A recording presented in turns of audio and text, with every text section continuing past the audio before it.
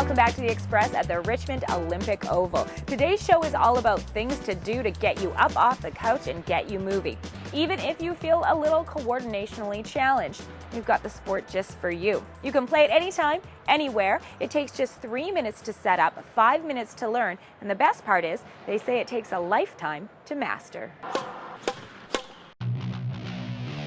Speed badminton is great because you can play it anywhere. Super fast, super fun. Speed badminton, the new dimension in racket sports, played with the Speedminton gear. The racket head is a squash racket head, has tennis-like strings but is short like a racquetball, so the hand is really close to the sweet spot. They look like shuttlecocks or birdies, as some people might call them, but these are called speeders. It's a patented design. It's really a match between the speeder and the racket itself. It is about half the size and double the weight of a regular shuttlecock. It's got a golf ball head design, hole in the middle and a shorter basket. It just travels really fast and far. There are 6 different speed rackets, from starter to aspirational. As Kim shows us, basically, the higher the height, the lighter the load. I like this racket, of course, because it matches my outfit, and I think that's a priority with any sport out there. But why do you like this one so much?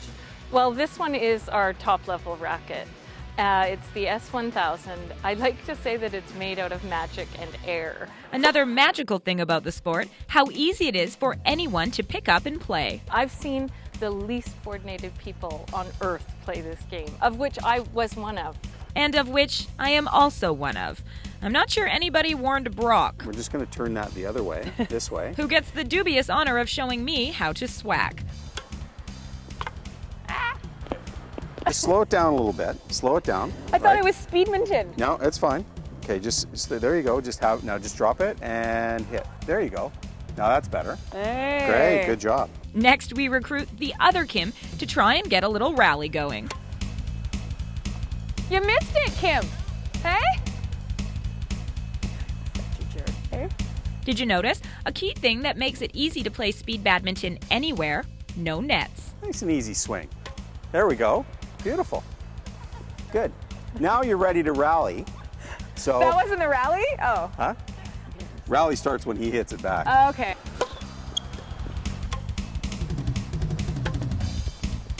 There you go. You just had your first rally. Congratulations. Woo, first rally. Outstanding. Wait. First rally. As you get more advanced with your swacking skills, that's when the speed kicks in. These can go distances of 100 feet or more and 175 miles per hour. As for why you can play at any time, that's thanks to another cool design feature. There's a translucent head on this one, and you can stick this glow-in-the-dark stick, we call a speed light, into this hole, and you can play at nighttime, which has some great camping appeal. We play it camping all the time.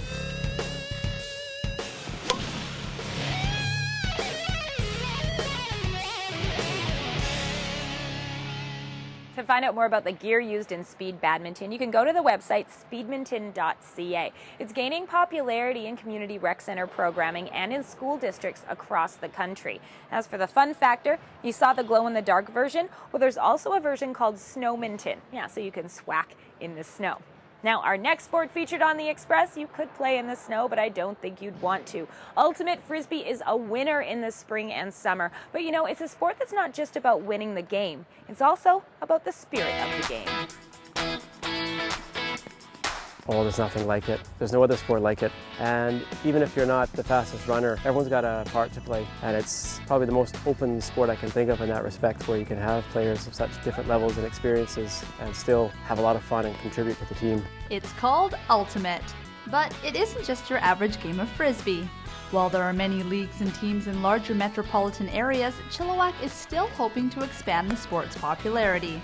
With simple rules and very little equipment, the Chilliwack Cornhuckers coordinator Ian Gardner hopes the community can catch on to the disc. Well, as you can see, we play on roughly a soccer field size pitch. We have 2 end zones, and the idea is to pass the disc successfully from teammate to teammate until you can catch it in the end zone.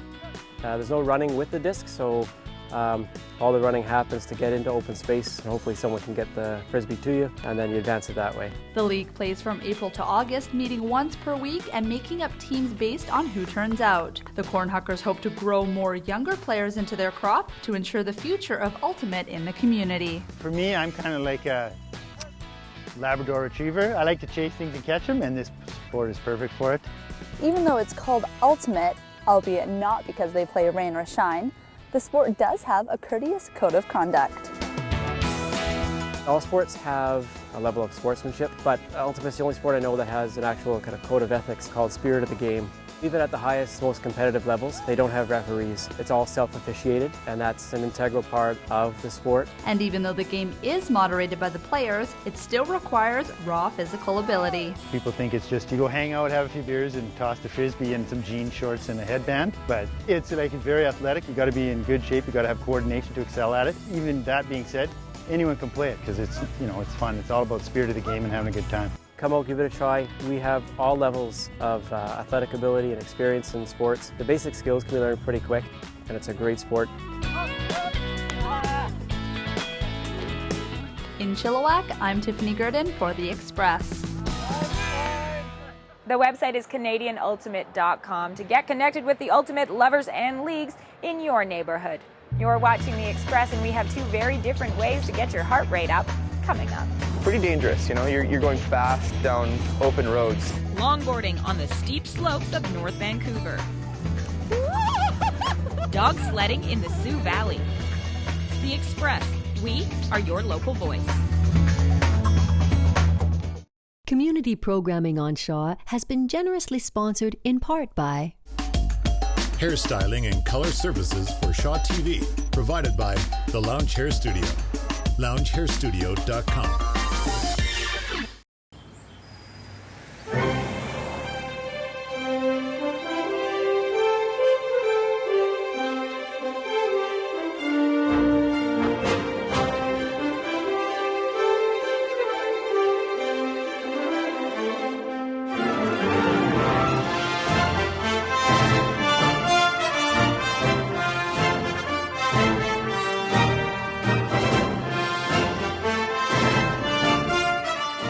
Join Mana Mansour on Pacific Center's West Coast Style as she examines the ethos of what we wear. West Coast Style reflects a love of nature, travel, and adventure. Pacific Center's West Coast Style, exclusively on Shaw TV.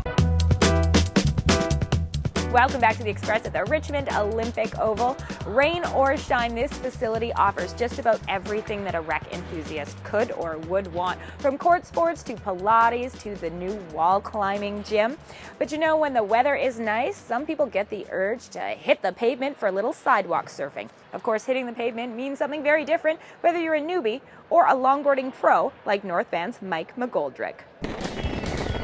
Before Michael McGoldrick was old enough to drive, he used his longboard to get around Vancouver. Now, as an adult, it's that same freedom.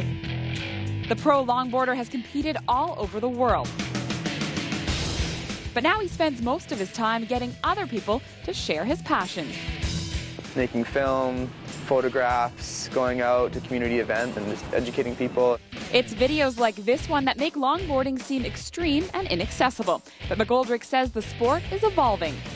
Pretty dangerous, you're going fast down open roads. So to help limit our risks, we started going slower, carving, doing power slides, and a lot more like snowboarding influenced moves. This is one of our new boards called the Tomahawk. It's sort of like a free-riding freestyle board. A little bit higher speed, kind of riding your longboard like a snowboard. So this is just a really fun board that kind of changes the way people are thinking about the style of longboarding. Lanyards manufactures longboards right here in Vancouver. We're a team of about 40 guys here building boards, packing them up, assembling, and shipping them all around the world now. Blake's startup says longboards are popular with everyone from young teens to businessmen in suits. Longboarding is, above anything else, a really practical form of transportation as well as recreation. So especially in a city like Vancouver, where it's really a hotspot for longboarding, you see people riding them to work. You don't have to lock it up outside like a bike. To prove their claims that longboarding is for everyone, I'm going to try to shred the sidewalk. A little help, of course. So the best way to practice this without rolling away is turn your skateboard upside down. This feels good. Feels good. So the next thing you got to know is your shred stance. My shred stance. Shred stance, yeah. So you're going to bend your knees just like any sport. Okay. Hands out over your tip and tail. So push. Stop. Yeah, that's it. And try and make this corner. I bet you can. Yeah, so put your hands out like this. Point towards me. Yeah, point some more. Oh, yeah. Look at that! You're a longboarder! To the corner. So much fun. Now all I need is a little speed. I need a motor on this thing. Fact, pretty much anyone can learn how to longboard. But here's a little advice. Start in flat areas, start in parks. It's all about doing it in the right environment and with the right equipment. I'm Bianca Salterbeck in Vancouver for The Express. God bless the wind. 1 part hikers, 1 part high heels. I'm a mountain girl, always looking for the next adventure. This is where dreams are made. Dreams that are meant to be shared. From peak to valley, from snow to sun. I'm Nicole Fitzgerald, and this is the Fitz List. Doing everything you've ever wanted to do.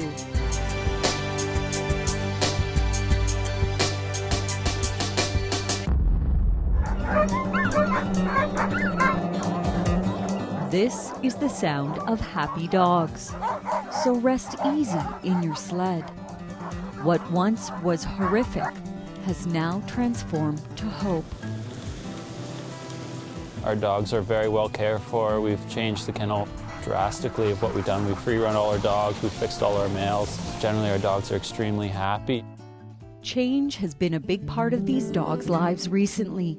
They are among the 151 survivors of the Whistler Outdoor Adventures massacre. The company received worldwide condemnation when a suspected 50 to 100 healthy dogs were slaughtered 2 years ago. The sledding operation was gifted to a new charity foundation, and the Whistler Sled Dog Company was born. We offer dog sled tours for guests. We are owned by a foundation, the Sled Dog Foundation, which all our proceeds go to, and then from there the foundation then allocates the profits of the proceeds to other charities or bettering the life of sled dogs. Next up is Dumbledore. Dumbledore is just a 4-year-old, pretty crazy, lots of energy. He's going to be doing all the power today, pulling all the sleds. Asking dog sled musher William Jackson to name his favorite dog is like asking a mother to pick their favorite child. I have 151 favorite dogs. Smarties, she's getting pretty old. She's almost 8 now. Her name's Smarties because she has 2 different colored eyes. She's part of the chocolate bar litter, so every time we have a litter, we have different themes for each litter. And her litter, like I said, was a chocolate bar, so there's Mars Bar and Score and Twix and Lucky and Smarties. Every single one of them has a different personality, and it's just a great feeling to work with them and see how excited they are and live off their energy. Okay, so what we're going to do now is harness the dogs. Okay. So I'm going to give you a harness right here. All right. And I'm going to take a harness as well. Guests get to experience that energy on an interactive, hands-on tour. There you go, Smarty. A dog aptly named Hurricane excitedly drags me over to the sled.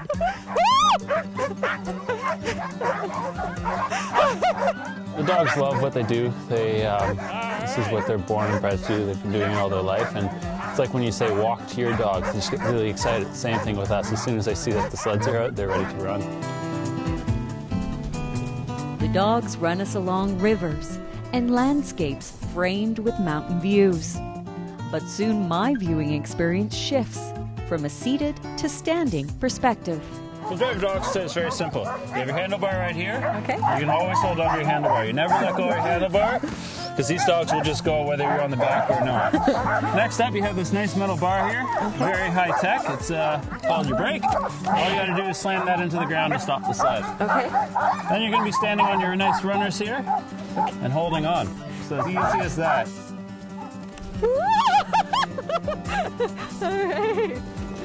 How the tour mushes out is as unique as company aspirations. The Whistler Sled Dog Company aims to become a leader in their field, contributing to the standardization of dog sled operations and raising the bar on sled dog care. We're looking at doing quite a few different sort of projects. One of them is to sort of create a better living atmosphere for dogs. So we're going to study our kennel and see what changes we can implement to better off their life, as well as we're going to look at their diets. We are going to offer everything that we've studied and learned to anybody that is interested in just listening to us, what we have to say, and take what they can out of it to better off their kennels. better kennels means better lives, which means happier dogs and cleaner guests. There's lots of opportunities to interact with the dogs, including when you wrap up the tour at the yurt with a nice hot chocolate and cookie. You may have to share it. Sharing the love is what this company is about, and you only need to look to the dogs to know this tale comes with a happy ending. From Whistler, I'm Nicole Fitzgerald for Shaw TV.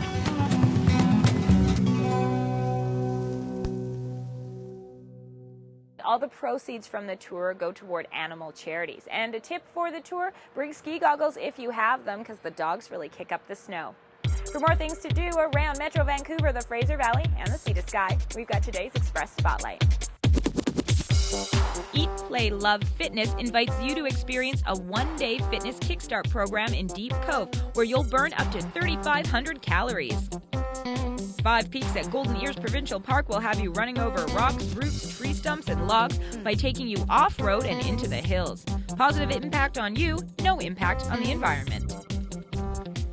Adventure racing starts here. Suburban Rush Adventure Race is a 30K off-road multi-sport race, which includes mountain biking and running.